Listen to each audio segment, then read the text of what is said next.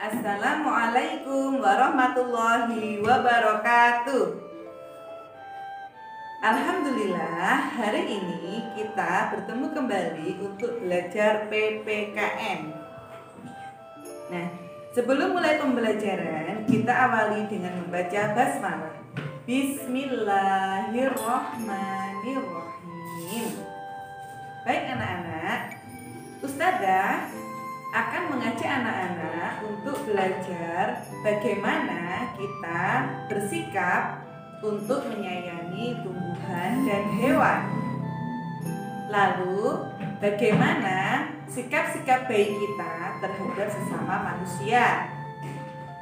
Setelah itu, kita akan belajar tentang keragaman karakteristik yang ada di lingkungan sekitar kita. Simak baik-baik ya video berikut ini. Muatan pelajaran PPKN bersama Ustazah Rosyanti Diahwinarni.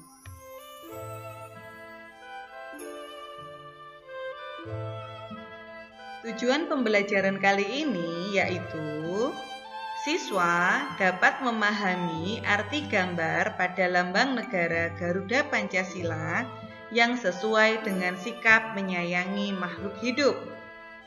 Berikutnya, siswa dapat menjelaskan makna keberagaman karakteristik individu di lingkungan sekitar.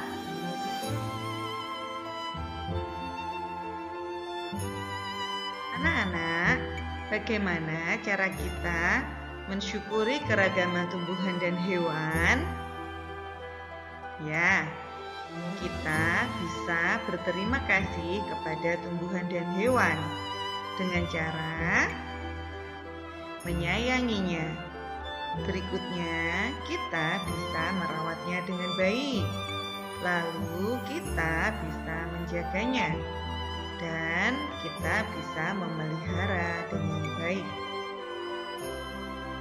Nah, di dalam Al-Quran disebutkan bahwa yaitu anak cucu orang-orang yang kami bawa bersama-sama. Sesungguhnya dia adalah hamba Allah yang banyak bersyukur di dalam Quran surat Al-Isra ayat ketiga. Jadi sebagai seorang hamba Allah, kita selayaknya bersyukur kepada Allah terhadap tumbuhan dan hewan yang sudah diciptakannya. Sikap bersyukur ini sesuai dengan Pancasila, yaitu sila yang pertama, yang bunyinya ketuhanan yang Maha Esa. Lambangnya adalah bintang. Nah, selain bersyukur, kita juga harus bersikap baik kepada sesama manusia. Kenapa kita harus bersikap baik? Ya, karena dengan bersikap baik kita bisa mendapatkan kebahagiaan. Contohnya, dengan saling mendoakan. Contoh berikutnya yaitu dengan meminta maaf jika kita merasa bersalah. Dan yang berikutnya yaitu kita juga mau memaafkan jika ada orang yang meminta maaf kepada kita. Bersikap baik ini sesuai dengan Pancasila, yaitu sila kedua yang bunyinya kemanusiaan yang adil dan beradab. Sila kedua ini dilambangkan dengan gambar rantai.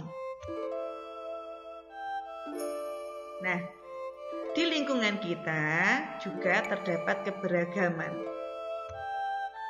Keberagaman ini bisa berupa keberagaman kondisi fisik. Jelas, kondisi fisik kita berbeda-beda. Dalam satu rumah pun kondisi fisiknya berbeda. Ada yang lebih besar tubuhnya, ada yang lebih kecil, ada yang tinggi, ada yang rambutnya keriting, ada yang rambutnya lurus, dan lain sebagainya. Keberagaman yang kedua yaitu sifat. Sifat seseorang. Ada manusia yang sifatnya ramah, ada pula yang sifatnya dermawan, ada juga yang periang. Keberagaman yang ketiga yaitu keberagaman peran. Nah, di keluarga kita ada berbagai macam peran. Yang pertama yaitu peran sebagai kepala keluarga. Biasanya yang berperan sebagai kepala keluarga yaitu ayah. Berikutnya ada pendamping kepala keluarga atau biasanya ibu yang sebagai pendamping kepala keluarga. Namun, jika ayah tidak ada, biasanya ibu yang berperan sebagai kepala keluarga. Berikutnya ada anggota keluarga. Di sini anak berperan sebagai anggota keluarga.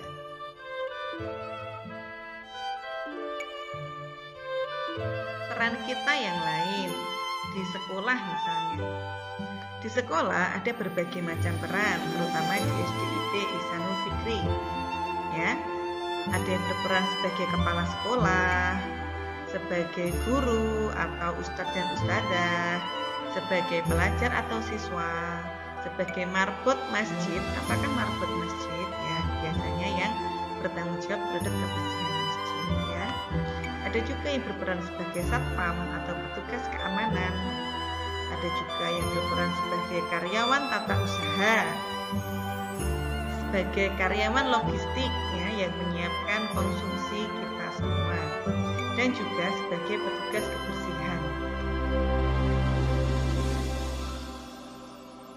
Anak-anak, dengan berbeda peran, maka berbeda pula antara kewajiban dan hak kita masing-masing. Apakah kewajiban itu? Ya, kewajiban adalah sesuatu yang harus dikerjakan. Sedangkan hak adalah sesuatu yang diterima. Kewajiban dan hak yang kita punyai harus seimbang. Jadi, tidak bisa kita melaksanakan kewajibannya terlalu banyak, namun haknya cuma sedikit.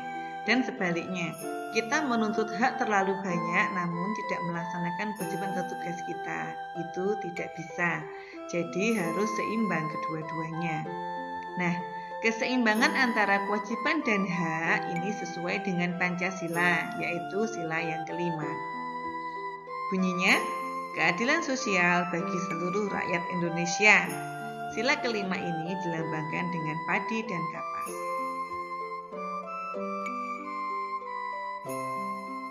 Demikianlah pembelajaran pada kali ini. Semoga apa yang disampaikan Ustazah tadi bermanfaat bagi anak-anak. Ada kekurangan, Ustazah mohon maaf. Tetap semangat belajar di rumah dan jaga kesehatan. Assalamualaikum warahmatullahi wabarakatuh.